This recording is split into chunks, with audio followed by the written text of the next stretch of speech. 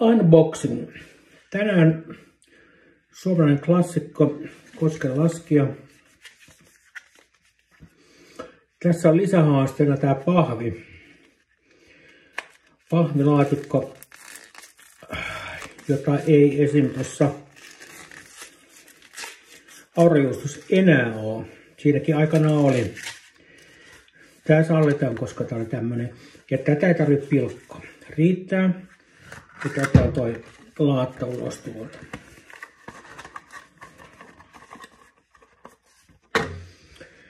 No.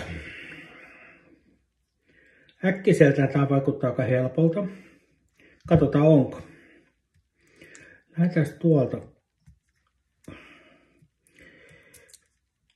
Tuolta. Ai. Joo.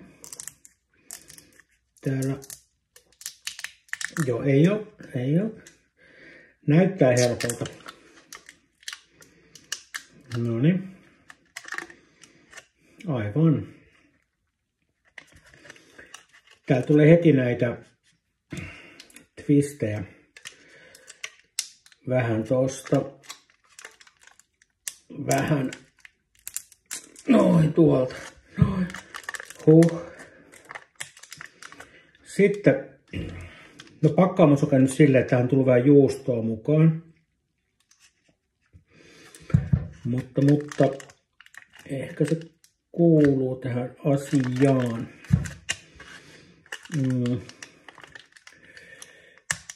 Noin, se napsahti tuolta näppärästi. Noin, hyvä. Nyt anteeksi, ihan pakko pyyhkäistä. Lähdetään täältä päädystä. Tämä on yleensä aina se, tavallaan se paikka, mistä homma lähtee sitten liikkeelle. Noin, tuolta. Tässä on ihan vastaava. Ja tosiaan niin kuin sanottu, niin kun tämä on kuitenkin sulatin juusto, niin siellä on meijerissä sitten vähän ollut villitunnelma. Nyt tosta noin lähtee. Noin. Tämä. Hätäinen henkilö. Ui, ja tossa. Yes. Ui. Ja tuolta. Noniin. Noin. Kuten sanottu, ei tää ole niin helppo kuin luulisi. Tosta vähän rapistellaan ja noin.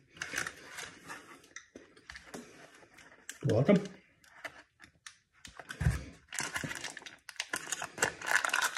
Tää on aika paha, koska tämähän ei ole suinkaan tehty silleen identtisesti, että tää pääty on hoidettu, niin sit niinku samalla pääsis tän. Ei.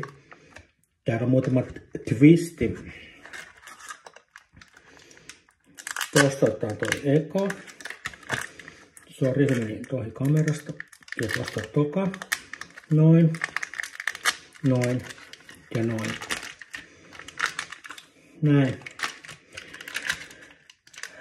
Okei. Ei ehkä ollut niin vaikea kuin tuo aurajuusto, mutta te, jotka katsotte sen edellisen videon, tää on sama foliomalli. Pakattu vaan ja viikattu vähän eri tavalla. Hyvin selvittiin ja hyvältä maistuu. Nähdään taas seuraavassa ohjelmassa.